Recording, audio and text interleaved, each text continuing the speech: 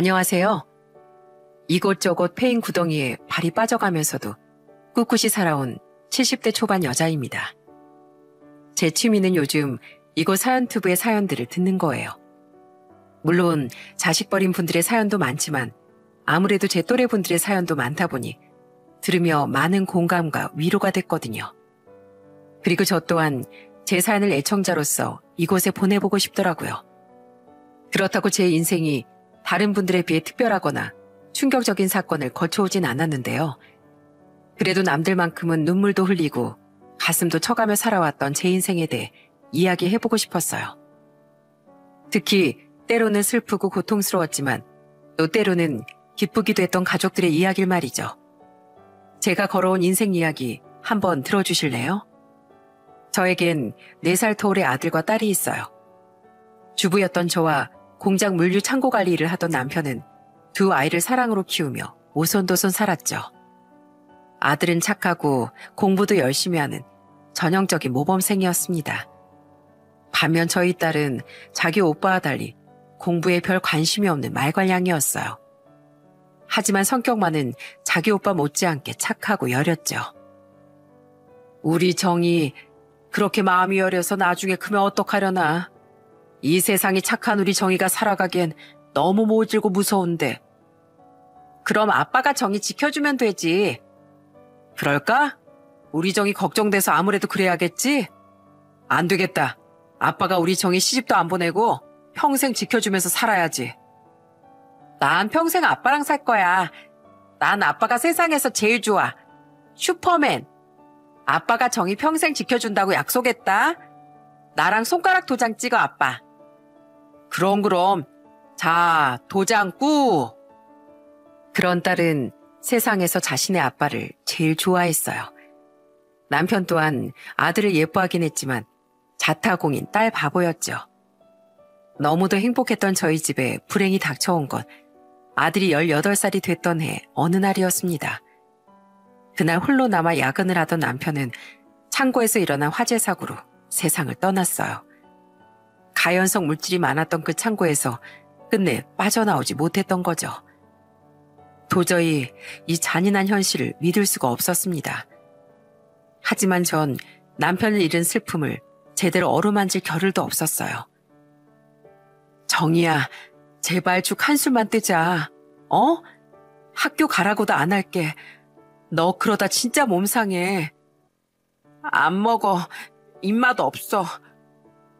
그건 아빠가 세상의 거의 전부였던 딸 때문이었습니다. 크나큰 상실감에 빠진 딸은 한동안 등교도 하지 않고 아예 밥도 먹으려 하지 않았어요. 얼마나 정신적으로 힘이 들었으면 억지로 떠넘긴 밥 몇 숟갈을 고스란히 토해내기도 했었죠.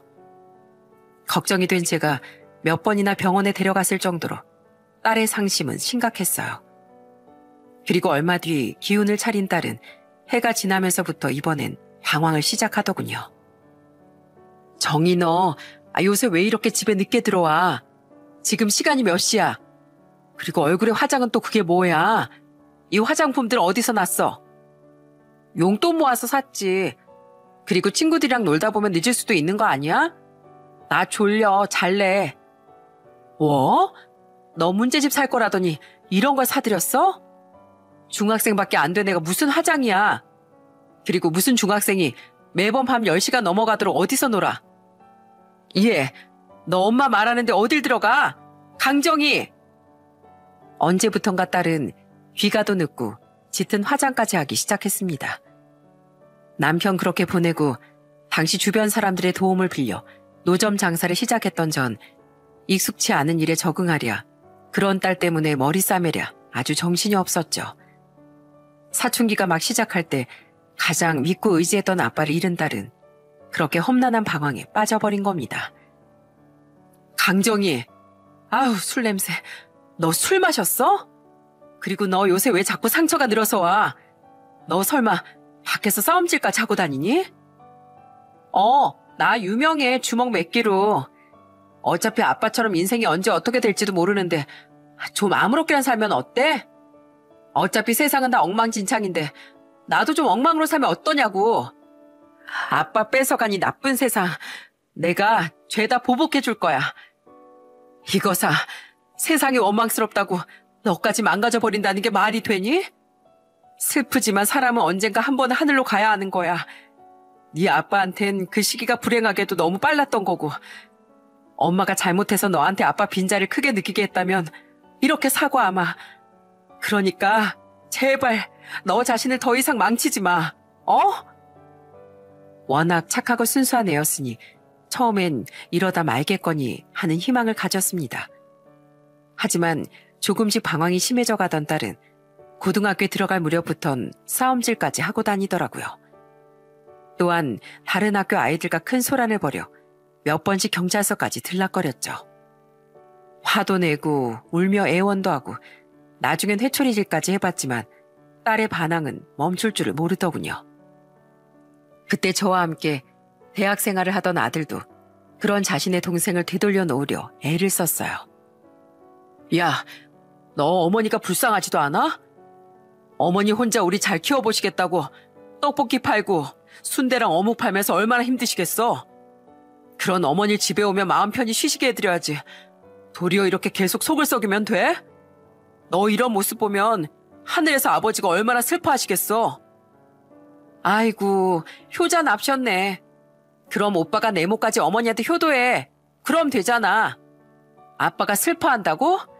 슬퍼하라 그래, 그 거짓말쟁이. 나 평생 지켜준다고 해놓고 결국 아빠 무책임하게 그냥 가버렸잖아. 그런 아빠도 믿고 세상도 믿고 그냥 다 미워. 하지만 아들의 노력도 딸의 마음을 돌려놓지 못했어요. 아직 정서가 불안정했던 딸은 너무 믿고 따랐던 아빠를 잃은 슬픔이 결국 분노가 되어 기나긴 방황에 빠졌던 거예요. 여보, 우리 정이 정말 커서 어쩌려는 걸까? 내가 이제 어떻게 해야 돼? 일하느라 피곤한 몸을 이끌고 딸과 대판 다툰 뒤 홀로 남편의 사진을 보며 흐느끼는 나날이 계속됐습니다. 그렇게 딸은 어느덧 19살이 됐어요. 그리고 그날도 딸은 학교까지 빠지고 또 나쁜 친구들과 술까지 마신 뒤 밤이 돼서야 집에 들어왔죠. 저는 그날 난생 처음으로 딸의 얼굴에 손을 올렸어요. 아! 왜, 아프니? 넌 이 엄마 가슴을 갈기갈기 찢어놓고 고작 이 한 대가 아파? 넌 스스로 네 인생을 산산조각 내버리고 있으면서 고작 이게 아프니? 딸은 제 말에 어떤 말도 없이 입술을 꾹 깨물더군요. 저는 그런 딸 앞에 거실에 있던 남편의 사진을 액자체로 던져줬어요. 그리곤 심장이 쥐어 짜지는 듯한 고통을 내리누른 채 말했죠. 그래, 이 엄마도 다 안다. 남편 일은 나도 아직까지 이렇게 슬픈데 아빠 일은 네 고통은 얼마나 컸겠니? 어린 네가 그런 고통을 어떻게 할 줄 몰라서 세상으로 그리고 네 아빠한테로 원망을 돌리고 너 스스로를 망가뜨렸던 거겠지. 너무 아파요. 너무 고통스러워요. 하고 온몸으로 절규하는 널 엄마인 내가 왜 몰랐겠니? 그렇게 괴로워서 어쩔 줄 모르겠으면 거긴 네 아빠한테 나랑 같이 그냥 가버리자. 난 더 이상 힘들다고 다른 사람들한테 피해주는 너 엄마로서 두고 보지 못하겠으니까 같이 하늘로 가서 네 아빠한테 보고 싶었다고 말하고 엉엉 울든 왜 너를 두고 갔냐고 원망을 하든 하자. 그럼 네 아빠가 너한테 얼마나 미안해하겠니? 이렇게 스스로를 망치고 있는 널 끌어안고 아마 네 아빠 무릎이라도 꿇을 거다. 그 고통스러운 화재에서 못 빠져나온 죄밖에 없는 사람이 그저 부모라는 죄로 너한테 사죄하겠지. 그럼 난 네 아빠가 너무 사랑했던 널 못 지킨 죄로 또 네 아빠한테 무릎을 꿇을 테고. 이거면 네가 원하는 결말이니? 그래서 네 마음이 풀어질 거라면 이 엄마 기꺼이 너랑 같이 네 아빠한테 가마. 어머니, 그게 무슨 말씀이세요? 정희야, 얼른 어머니께 잘못했다고 말씀드려. 어? 어머니가 오죽 속상하시면 이런 말까지 하시겠어. 강정희, 너 언제까지 이럴래? 어머니는 안 슬프고 안 힘드셨을 것 같아? 너무 힘든 와중에 너까지 망가져가는 모습 보면서 어머니 가슴이 이미 너덜거리고 있는 거 안 보여? 너 이제 어린애 아니야. 제발 정신 차리고 아직 널 사랑하는 남은 가족들을 돌아봐. 제 극단적인 말에 아들은 눈물을 터뜨리며 딸에게 소리쳤습니다. 멍하니 발밑에 떨어져 있던 남편의 사진을 보던 딸은 천천히 무릎을 꿇었어요. 그리곤 그 작은 액자를 소중히 품에 안으며 오열을 하기 시작했죠. 미안해, 엄마, 오빠. 난 그냥 아빠가 너무 보고 싶어서 어쩔 줄 모르겠어. 나 괜찮아지려고 아무리 노력해도 너무 아프고 괴로워. 나도 내 마음을 어쩌지 못하겠어서 그냥 너무 화가 났어. 엄마 가슴을 진짜 아프게 하려고 했던 게 아니야. 미안해.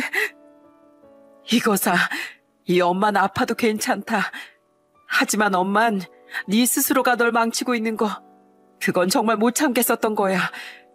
그래, 괴로우면 차라리 엄마랑 네 오빠한테 솔직하게 터놓고 울거라. 애처럼 목 놓아서 몇 날 며칠 울어도 돼. 그러니까 이제 제발 너 자신만은 더 망가뜨리지 말거라. 그러면 이 엄마 정말 네 아빠한테 미안해서 살 수가 없다. 그날따른 참았던 5년째 울음을 토해내듯 정말 서럽게 오래오래 울었습니다. 그리고 다행스럽게도 그날 이후 딸의 기나긴 방황은 끝이 났어요. 실컷 울고 솔직함을 털어놓다 보니 그제야 과거의 스스로가 너무 부끄러워졌다며 말이죠. 정희야, 너 정말 대학 안 갈 거야? 네가 한다고 하면 엄마랑 네 오빠가 네 재수는 얼마든지 도와줄 수 있어. 엄마가 재수 비용 대주고 네 오빠 너한테 틈틈이 공부 가르쳐주면 되잖아. 아니야, 엄마. 하늘에 있는 아빠조차 알 정도로 난 공부엔 영 재능도 소질도 없잖아. 고등학교 졸업 후 딸은 곧장 취업을 했습니다. 그렇게 정신을 차린 딸은 과거 친구들을 괴롭히진 않았어도 다른 학교 친구들과 싸움질을 해서 다치게 했다는 미안함과 저와 아들의 속을 문드러지게 했다는 죄책감을 덜지 못하더군요. 방황했던 과거에 대한 후회가 밀려온 거죠. 뒤늦게나마 아들 못지않은 효녀가 됐지만 스스로 그 사실을 위안 삼지 못하더라고요. 그러다 언젠가부터 속죄를 해야겠다며 딸은 교회를 나가고 봉사를 다니기 시작했습니다. 자신은 평생 회개하고 남들을 위해 봉사하며 못났던 과거를 씻고 싶다며 말이죠. 그렇게 딸이 인생의 새 국면에 접어들며 딸과 남편과 관련됐던 기나긴 불행은 정말 끝이 났어요. 이후 아들이 큰 공기업에 떡하니 취업도 하니 제 마음에도 근심 걱정이 사라졌죠. 다른 분들도 모두 그렇겠지만 일 때문에 얻는 스트레스를 제외하며 말입니다. 아줌마, 여긴 떡볶이가 좀 비싸네요. 그래도 이 집 맛있어서 단골하는 거니까 저 튀김 좀 서비스로 주세요. 네? 안 그럼 저 여기 인심 구리다고 동네방네 소문냅니다. 이곳저곳 옮겨다니며 떡볶이나 어묵, 순대 등을 팔다 보니 그만큼 전 다양한 유형의 손님들을 만났습니다. 물론 음식이 맛있다고 칭찬해주고 가끔 전에 서비스 고마웠다며 다른 간식을 사다 주던 단골 등 좋은 손님들도 많았어요. 하지만 여자 혼자 노점 장사한다고 우습게 보며 당연한 듯 서비스를 요구하던 사람, 은근슬쩍 안 깎아주거나 서비스를 안 주면 동네 소문 내겠다고 으름장을 놓던 사람, 무전 취식하고 아예 도망가던 사람 등등 나쁜 유형의 손님들 때문에 마음고생을 숱하게 했었죠. 심지어 자리세를 내라며 겁박하던 동네 깡패 때문에 쫓기듯 급히 노점 위치를 옮긴 적도 있었어요. 어머니, 이 일 많이 힘드시죠? 이젠 저희가 드리는 용돈 받으면서 편하게 사시라니까요. 아서라, 나 아직 팔팔해.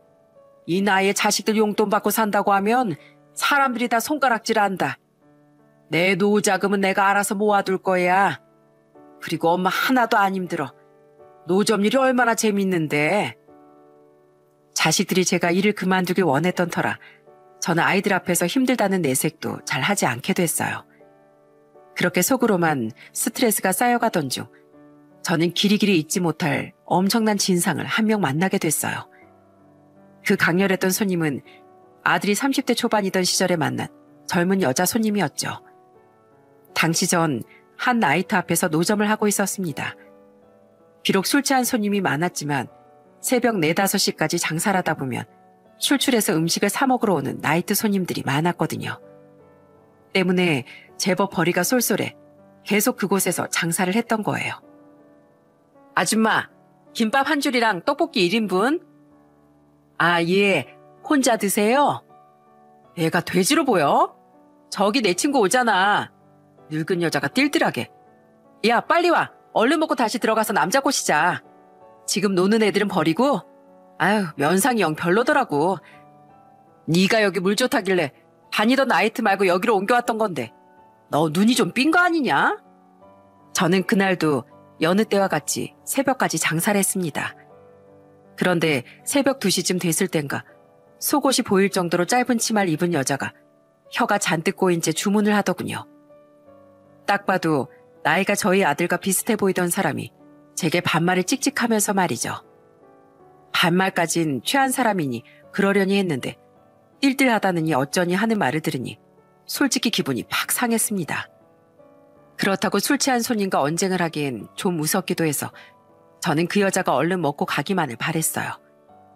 하지만 얼른 먹고 가자고 말하던 그 여잔 세워라 내워라 음식을 먹으며 친구와 수달 떨었죠. 그런데 웬만한 손님들 대화야 듣고 잊어버리는 일이 대다수건만 그 대화가 워낙 제겐 충격적이라 아무리 세월이 흘러도 잊히지가 않더라고요. 대놓고 남자 꼬시려고 나이트에 왔다고 말한 그 여잔 심드렁한 말투로 자신의 남성 편력에 대해 떠들어댔어요. 야, 너 근데 지금 만나는 남자가 너 나이트 다니는 거 뭐라고 안 해? 저번에 결혼하자고 청혼까지 했다며. 미쳤냐? 내가 그 배불뚝이랑 결혼을 하게? 그냥 돈 좀 있으니까 데리고 노는 거지. 나이트 오는 거야 당연히 말 안 했지. 그리고 그런 호구는 내가 나이트 간다고 해도 아무 말 못할걸. 안 그래도 내일쯤 그놈 정리하려고. 나 이번에 집에 빚이 생겼다고 뻥치면서 그놈한테 2천만 원 뜯었거든.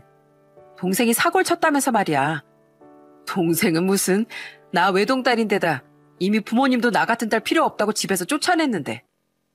근데 그놈이 그걸 빌미로 이젠 자기가 내 인생 다 책임져 주고 싶다는 거야. 내가 이래 봬도 직장은 좀 괜찮잖아. 그러니까 그놈은 그냥 내가 집이 어려웠는데도 불구하고 열심히 산 소녀가장집인 줄 알거든. 아무튼 거짓말 들통나고 그놈한테 코 깨기 전에 얼른 차버려야지. 이영나, 넌 진짜 내가 아는 애들 중에서도 최고 악질이야. 그런 거짓말로 만나서 돈 뜯어먹은 남자가 여태 몇이냐? 야, 근데 궁금한 게 너 예전에 만났던 변호사? 그 사람이랑은 왜 헤어졌어? 확 물어서 절대 안 놓겠다더니? 내가 그놈 만나면서 무려 새놈이랑 바람 피우고 다닌 거 들켰거든. 아휴, 음흉하게 내 뒤를 캤더라고. 아휴, 어리고 예쁠 때 그놈 물어서 팔자 확 고치려고 했는데 완전 망했었지 뭐. 그때 그놈 작정하고 속이려고 돈 주고 부모 대행까지 다 구해놨었는데. 하긴 이제 우리도 곧 30인데 언제까지 돈 많은 남자들 얼굴로만 꽂힐 수 있겠어. 너 이번 그 남자처럼 돈만 뜯고 버리는 거 그만하고 그 변호사 때처럼 얼른 좋은 놈 물어서 결혼해. 더 나이 먹으면 너 남자 물기도 어렵다. 나도 알지. 근데 생각해보니까 난 이렇게 술 먹고 남자들 데리고 놀면서 사는 게 지금은 더 재밌는 것 같아. 놀 거 다 놀고 아주 나중에 과거 청산하고 괜찮은 놈 만나서 정착해야지. 그리곤 잽싸게 회사부터 때려치울 거야. 평생 남편한테 기생해서 먹고 놀고 싶으니까. 그때 되면 신실한 교회 신도인 척이나 해볼까? 그럼 더 참한 여자인 척하기 쉽지 않을까? 너 무교잖아. 그러다 나중에 너 지옥 간다? 아무튼 나중에 너랑 결혼할 남자가 누군지 몰라도 참 불쌍하다, 야. 너 애는 안 낳을 거지? 야, 그 혹덩어리 왜 낳니? 그리고 안 그래도 나 이미 애를 2번이나 지워서 임신하기 어려운 몸일지도 몰라. 그럼 피임 수술 안 해도 되고 게이드가 아니니? 야, 이제 담배 한 대만 피우고 정말 들어가자. 이러다 괜찮은 놈도 다 집에 갈라. 와, 제가 아무리 별의별 사람 다 보고 살았다지만 그 여자의 말은 충격 그 자체였습니다. 세상에 저런 여자가 있다고 말만 들어봤지 실제로 보니 입이 떡 벌어지더라고요. 그리고 일주일 뒤 저는 그 여자를 다시 만나게 됐습니다. 그때도 술에 취해 새벽 1시쯤 떡볶이를 먹으러 왔던 그 여잔 이번엔 담배를 뻑뻑 피우며 역시나 반말로 주문을 하더라고요. 한 손에 통화 중인지 휴대폰을 든 채 말이죠. 아줌마, 떡볶이 1인분에 순대 좀 서비스로 줘. 손님, 아무리 여기가 뚫려있는 곳이라고 해도 음식 앞에서 담배 연기는 좀 곤란해요. 아, 진짜. 그럼 뭐 방금 불 붙인 장초를 아깝게 끓이? 여보세요? 야, 나 몰래 나왔으니까 너도 내 가방 챙겨서 화장실 간다고 하고 나와. 딱 봐도 돈 없어 보이는 게 걔네랑 또 놀 필요도 없어. 우리 다른 데로 가자. 뭐? 걔네가 양주 산다고 했다고? 아싸! 기다려. 그럼 나 다시 지금 들어갈게. 그러더니 그 여잔 제가 이미 떡볶이를 푸고 있는데도 아랑곳하지 않고 냉큼 다시 나이트로 뛰어들어가더군요. 진짜 뭐 저런 여자가 있나 싶더라고요. 그리고 마지막으로 그 여자를 보게 된 건 또 그 다음 주였어요. 그날 전 정말 노점일에서 학을 뗄 정도로 충격을 받았죠. 아줌마, 김밥 하나랑 떡볶이, 순대 1인분씩 줘. 빈속에 술만 마셔댔더니 배고파서 손이 덜덜 떨리네. 아, 예, 잠시만요. 그 잊지 못할 여자의 얼굴을 또 마주하는데 솔직히 팔기가 싫더군요. 인간적인 불쾌감이 느껴지기도 했고 자식 버린 여자가 매번 반말까지 해댔으니까요. 하지만 딱 봐도 술에 취한 데다 보통 성격이 아닌 것 같아 저는 얼른 음식을 내어주고 그 여자가 빨리 돌아가기만을 바랬습니다. 이번엔 그 여잔 통화도 않고 친구와 함께도 아니었어요. 게다가 흡연을 하지도 않고 듣기 싫은 쩝쩝 소리를 크게 내며 음식 먹기에만 열중했죠. 그런데 그 여자가 무려 3인분의 음식을 다 먹어치워놓곤 그냥 가려고 하지 않겠어요? 당황한 저는 급히 그 여자를 불렀습니다. 아가씨, 돈 안 냈어요? 뭐? 처음 오자마자 냈는데 어디서 헛소리야. 가뜩이나 오늘 나이트 물 구려서 짜증나 죽겠구만. 안 줬어요, 아가씨. 정 헷갈리면 지갑 확인해 보세요. 줬다고 이 늘탱아. 그리고 안 줬으면 뭐? 나 여기 3번이나 왔는데 그 정도면 단골인데 서비스로 좀 주면 안 돼? 장사 이따위로 해서 어떻게 돈을 벌겠어?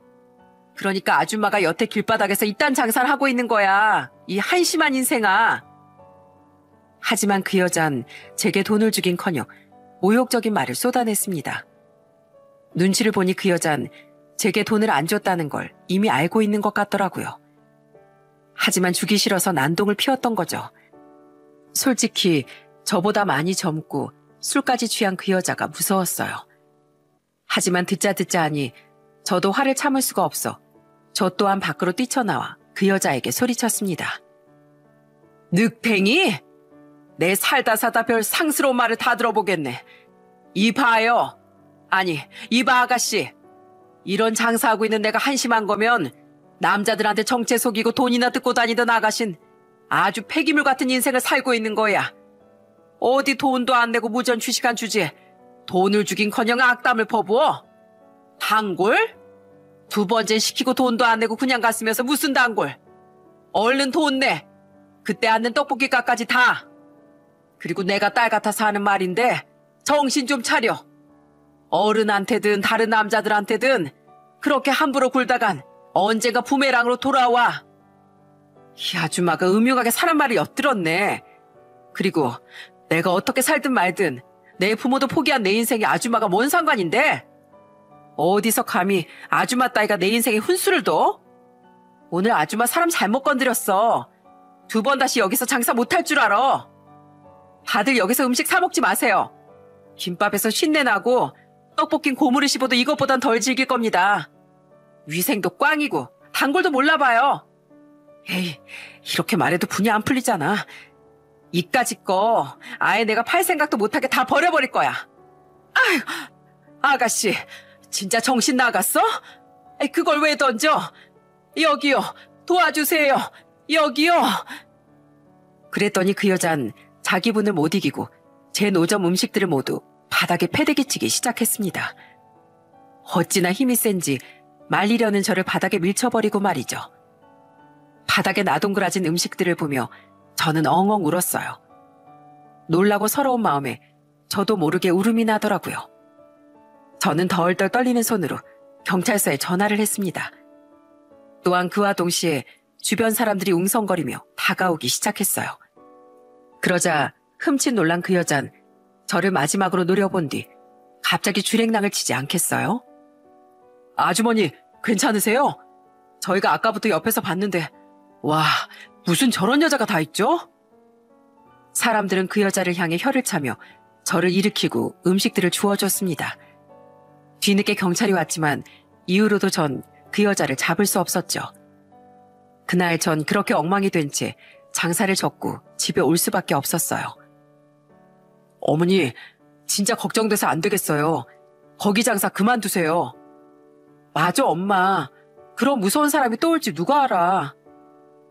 그때만큼은 아이들에게라도 하소연을 안 하곤 못 베길 것 같더군요. 그 여자 이야기를 들은 아이들은 기함을 하며 당장 나이트업 장사를 그만두라고 아우성이었습니다. 그리고 어차피 애들 말이 아니래도 저는 그곳에서 더 장사할 생각이 없었어요. 또 그 여자가 찾아오면 어쩌나 싶기도 했고 그 여자 때문에 취객이라면 생각만 해도 손이 벌벌 떨렸거든요. 하지만 그 트라우마는 다른 곳으로 노점 자리를 옮긴 뒤에도 사라지지 않더군요. 때문에 저는 그 여자 사건이 발단이 되어 결국 얼마 뒤 노점을 접고 말았습니다. 그리곤 괜찮은 자리에 작은 식당을 차리게 됐죠. 차라리 잘 됐어요, 어머니. 계속 길거리에서 고생하시는 거 저도 정희도 마음이 너무 안 좋았거든요. 그래, 나도 좋은 게 좋은 거라고 생각하련다.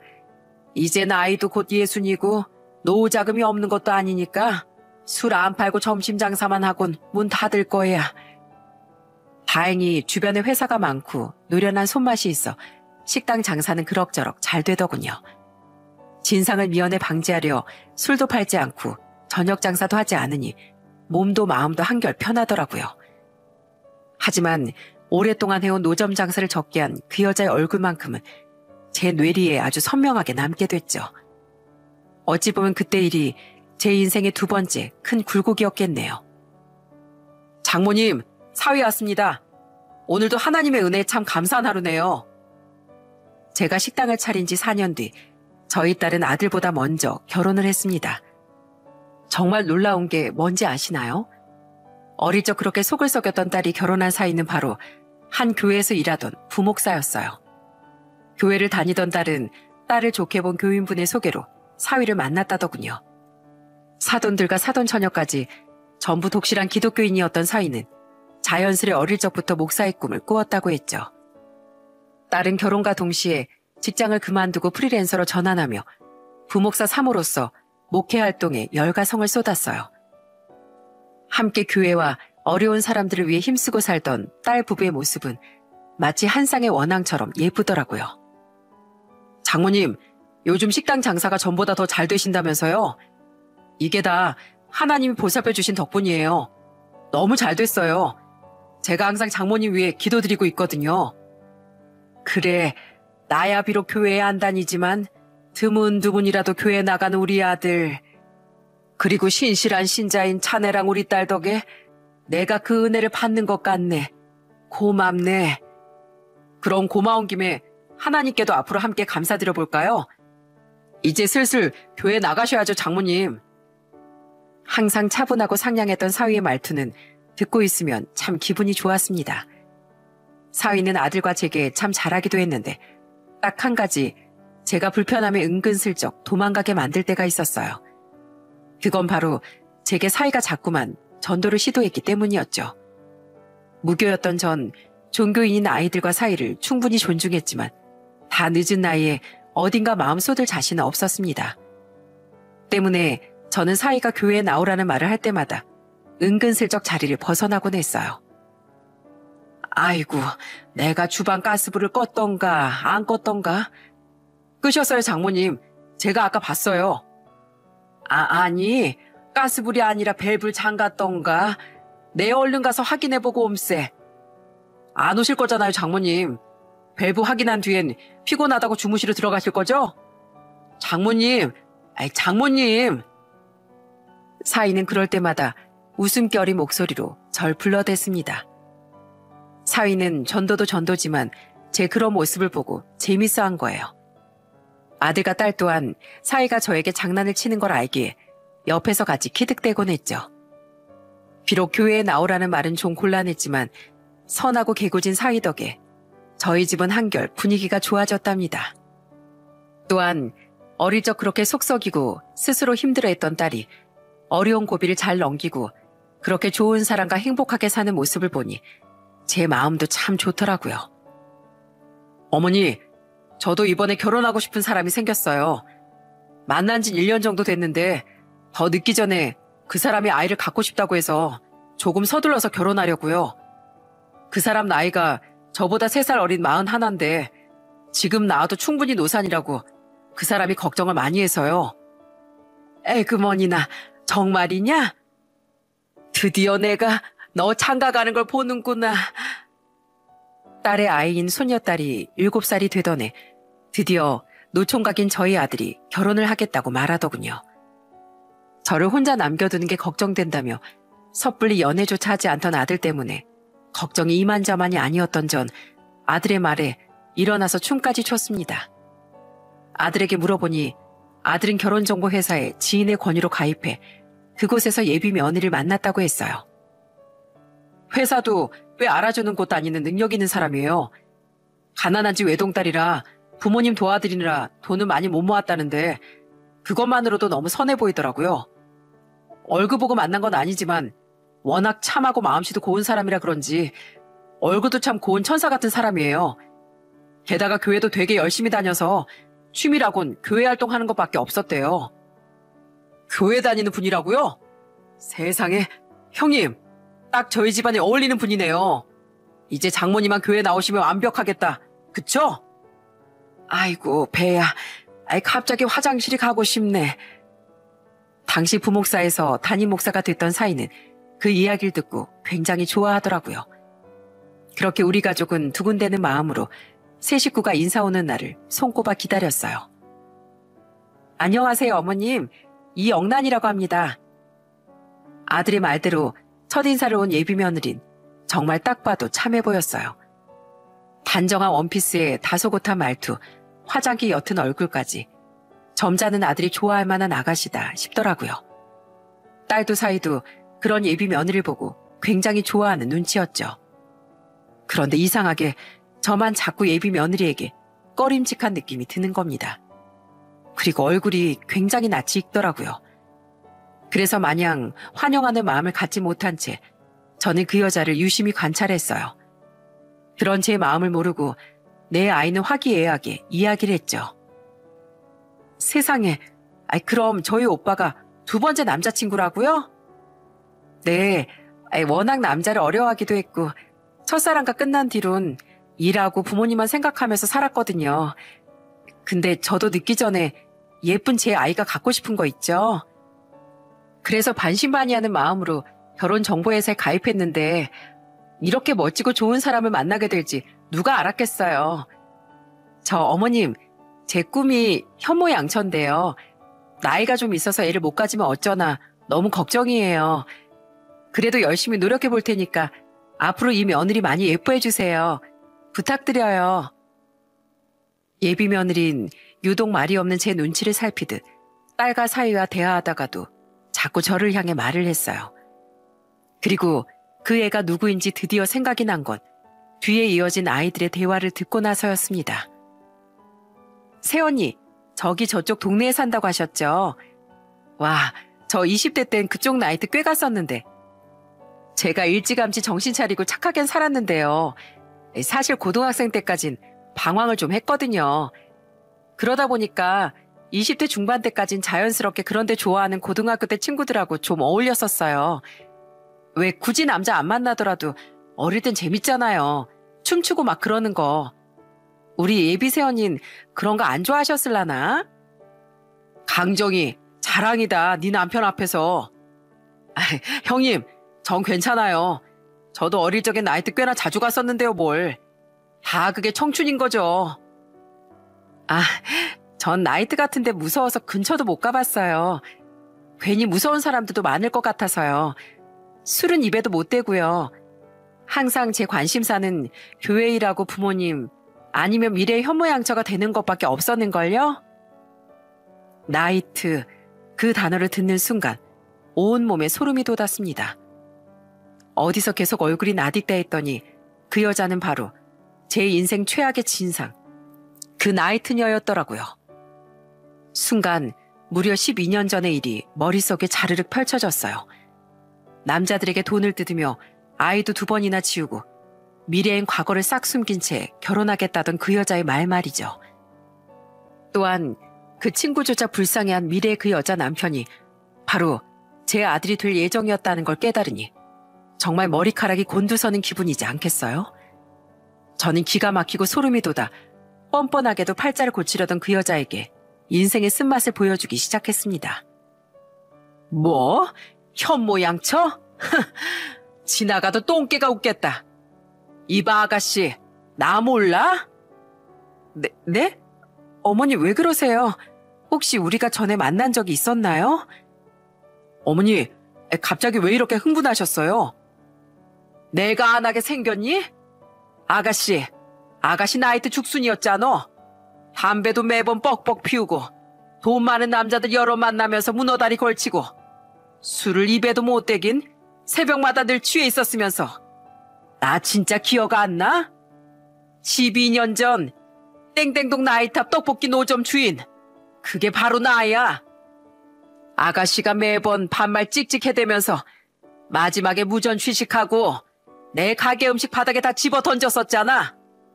내가 그날 이후로 노점 일을 더 이상 못하겠어서 그 일 접고 식당 차렸어. 원수는 외나무다리에서 만난다더니 아가씨를 내가 여기서 만나네. 네? 아니, 무슨 말씀을... 어머님, 지금 다른 사람이랑 절 착각하시는 것 같아요. 저는 목에 핏대를 세우며 12년간 잊지 못한 그 여자의 정체를 폭로했습니다. 당시 제게 모든 말을 들었었던 아들과 딸, 그리고 어느 명절날 두 아이에게 그때 당시를 들었었던 사이는 모두 입을 떡 벌리더군요. 그리고 분명 틀림없이 그 여자임이 분명했건만 그 여잔 뻔뻔스럽게 모른 척을 하더라고요. 그래서 저는 태연하게 덫을 놓았어요. 착각? 내가 아가씨를 어떻게 잊어? 담배 끄라고 해도 음식 앞에서 뻑뻑 피우다가 내가 준 떡볶이에 쟤까지 떨었었잖아. 그리고 또 뭘 했더라? 애는 4번이나 지우고 부모한테 절연당했댔나? 얘 도연아, 너 그놈의 결정상과 뭔가 고소해버려라. 어디 소개시켜줘도 저런 조도 안 가질 애를? 너희 엄마가 못 알아봤으면 인생 단단히 꼬일 뻔했어. 아니야 도연씨. 저기요, 제가 담배를 피우기만 했지 언제 쟤를 떨었어요. 그리고 애는 2번밖에 안 지웠고 절연당한 건 그 전이거든요. 잘 알지도 못하면서. 그리고 저 결혼정보에서 거짓말한 거 하나도 없는데 무슨 고소해요? 직장도 재산도 가족관계도 다 솔직하게 말했는데. 가족도 솔직했다고? 너 전에 무슨 변호사랑 결혼할 뻔했을 때 절연당해서 가짜 부모 돈 주고 고용했었다며? 근데 이번엔 그 절연당한 부모를 진짜 우리 아들한테 소개시켜주려고 했어? 그건 어쨌든 가짜 부모든 뭐든 아직 보여준 건 아니니까 거짓말은 아니죠. 그래, 알겠다. 어쨌든 방금 네 입으로 네가 12년 전 그 여자라는 건 직접 실토했구나. 이젠 발뺌 못하겠지? 예, 도연아. 쟤 분명 교회 다닌다는 말도 거짓말일 거다. 그때 그랬거든. 실컷 놀다가 결혼할 남자 물면 신실한 신도임네 뭐네 거짓말도 보태서 더 참한 여자인 척 할 거라고. 안타깝지만 넌 저의 거짓말에 1년 동안 속은 거야. 그러니 이 결혼도 당연히 난 절대 반대다. 제 유도신문에 걸린 그 여잔 아차 싶은 표정으로 잠시 제 아들을 돌아보더군요. 그리곤 어느덧 싸늘하게 굳어있던 아들의 얼굴을 보자 이미 모든 일이 다 텄음을 깨달았나 보더라고요. 그 여잔 모른 척 하던 일을 멈추고 갑자기 싹싹 빌기 시작했습니다. 알았어요, 어머니. 맞아요. 저는 어머님을 못 알아봤지만 들어보니까 그때 그게 저 맞아요. 어떻게 절 기억하셨어요? 어머님, 근데 그땐 제가 너무 철이 없었어요. 정말 죄송해요.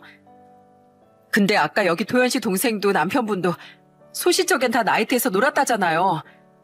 저도 남들보다 좀 오래, 그리고 좀 유난스럽게 즐겼다 뿐이지. 다 한때의 방황이었어요. 저 지금은 진짜 정신 차렸다니까요. 도연 씨, 사람은 변하기 마련이잖아. 혹시 이건 이번 기회에 과거를 제대로 마주하고 진심으로 반성하라는 하나님의 계시 아닐까? 그랬으니 여기서 어머님을 내가 만나게 된 거 아닐까? 그래, 어머니 말씀대로 나 사실 아직 무교야. 아니, 도연 씨한테 기독교라고 거짓말하느라 다른 교회 나가기 시작했으니까 어떻게 보면 이젠 기독교인이지. 저기 목사님, 원래 회개하면 하나님은 다 용서해 주시는 거 맞죠? 저 이렇게 반성하고 회개할게요. 그러니까 목사님이 대신 좀 용서해 주세요. 저 앞으로 교회도 진짜 열심히 다닐게요. 하지만 저와 아들이 여전히 싸늘하자 그 여잔 대뜸 목사인 저희 사이에게 다가가 저런 말을 하더라고요. 그리고 더 놀라웠던 건 항상 웃는 얼굴이었던 사이가 처음으로 무서운 표정을 지으며 그 여자에게 이렇게 말했다는 겁니다.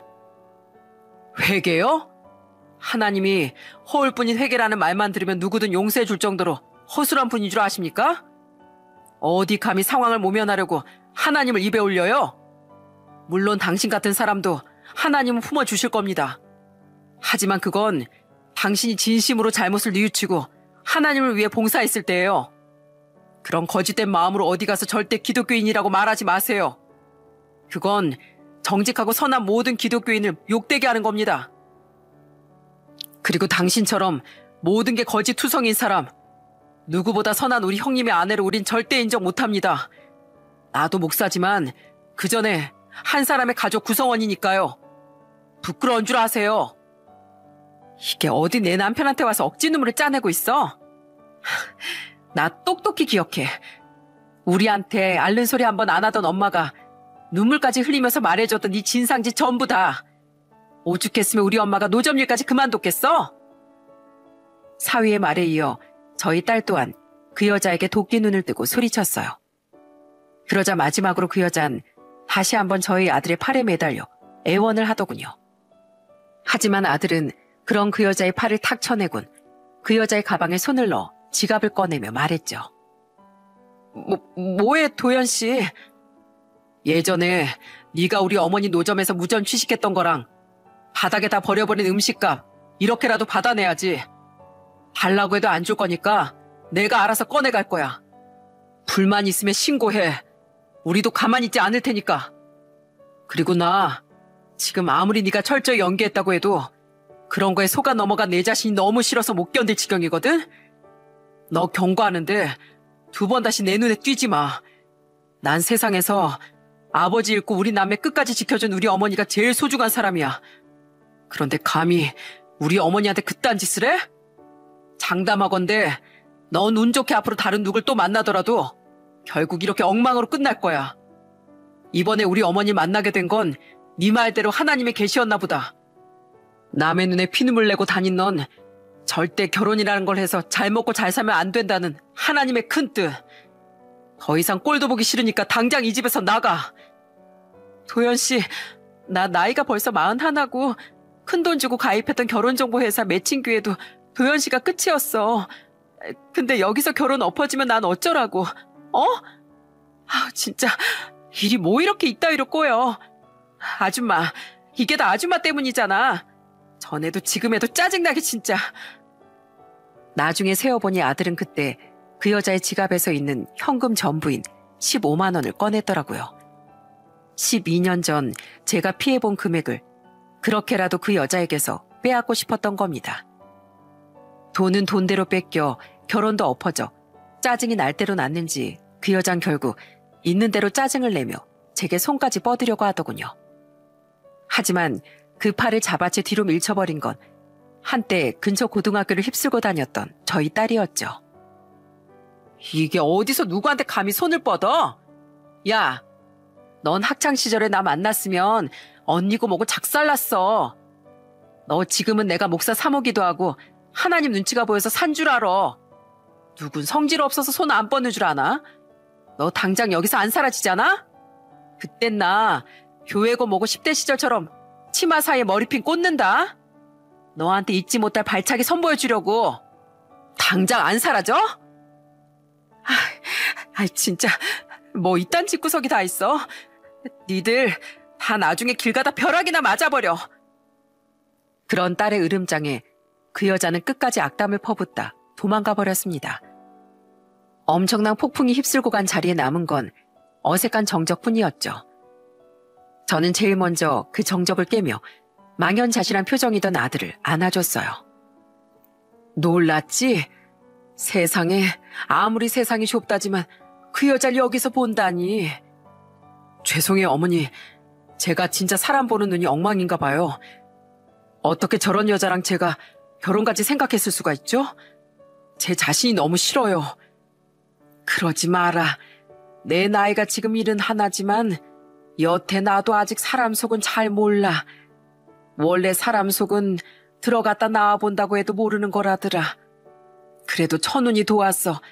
그러지 않고서야 어떻게 이렇게 극적으로 네 인생이 구해졌겠니? 좋게 생각하자. 다 괜찮어.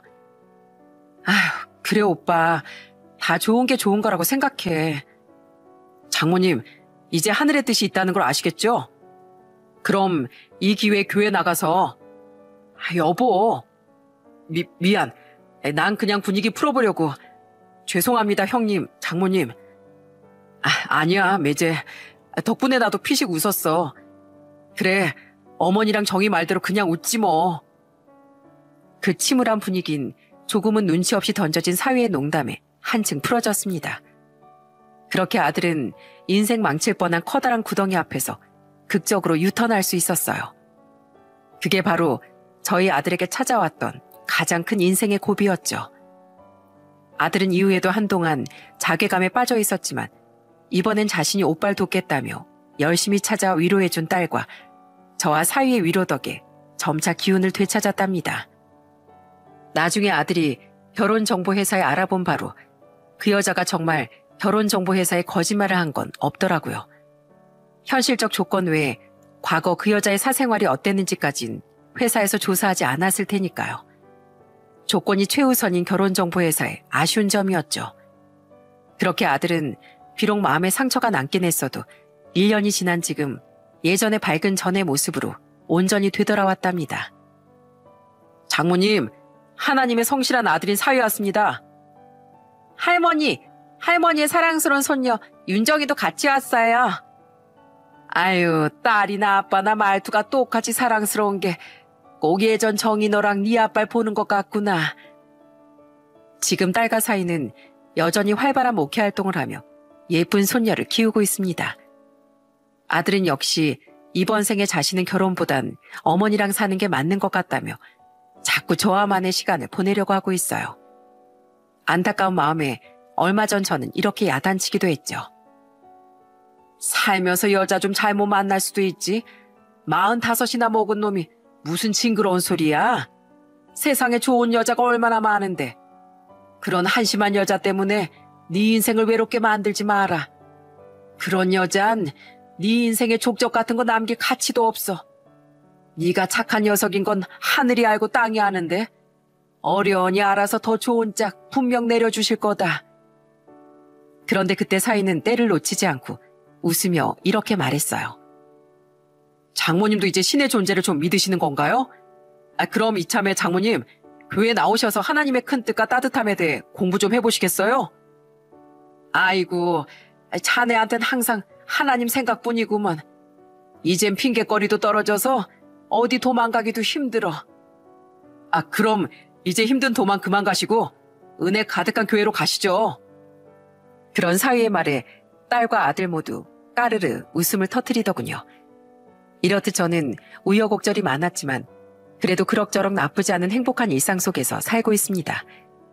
저는 더 이상 우리 아이들이 걸어나갈 길에 크나큰 돌부리가 없기만을 바라고 있어요. 한 번씩 큰 아픔을 겪었으니 그만큼 우리 착한 아들과 딸의 앞엔 평온한 일만 기다렸으면 좋겠다는 마음으로 말이죠. 여기까지가 지금껏 제게 걸어온 희로애락이 공존하던 제 인생 이야기였어요. 사람은 언제 어디서 누구를 어떻게 만나게 될지 아무도 모르는 것 같습니다. 제가 무려 12년 만에 제 노점 인생 최고의 진상을 예비 며느리로 만나게 된 것처럼 말이죠. 내 지나간 과거에 대해 아무도 모를 것 같지만 결국 하늘은 손바닥으로 가릴 수 없는 법인가 봐요. 1년 전에 그 일로 저와 가족들은 항상 사람은 말과 행동을 조심해야 한다는 걸 다시금 깨달았습니다. 여러분도 항상 자신의 평탄한 미래를 위해서 현재를 바르고 선한 마음으로 살아가시길 바래요. 또한 혹시 지금 어렵거나 힘든 상황을 겪고 계신 분들께 제 사연이 위로가 되었으면 좋겠어요. 비록 힘든 고비가 많았어도 지금은 행복하게 웃을 수 있는 저와 가족들을 보며 이 또한 한때이고 언젠간 좋은 날이 온다는 희망을 얻으셨으면 합니다. 그럼 전 이만 사연을 마무리하고 일찍 잠자리에 들어야겠어요. 사실 내일 난생 처음 가족들을 따라 교회에 나가보기로 한 날이거든요. 여전히 제가 신앙을 진심으로 가질 수 있을지 모르겠지만 사위가 그토록 원하기도 하고 신앙을 가짐으로 인해 그 은혜가 자식들에게 티끌만큼이라도 더해질 수 있으면 좋겠다는 생각으로 이런 마음을 먹은 거죠. 제가 교회에 나가보겠다고 하니 눈이 휘둥그레지며 한박웃음을 짓던 사위의 얼굴이 떠올라 다시금 웃음이 나네요. 내일 처음으로 나가게 될 교회에서 저는 첫 기도로 우리 아들이 제발 좋은 여자를 만날 수 있기를 소망해 보려고 합니다. 제 사연을 들어주신 여러분의 마음에 항상 햇살이 깃들길, 혹시 어두운 터널 속을 걷고 계신 분들이 있다면 이내 빛이 가득한 출구에 도달하시길 바라며 저는 이만 인사드릴게요. 끝까지 들어주셔서 감사합니다.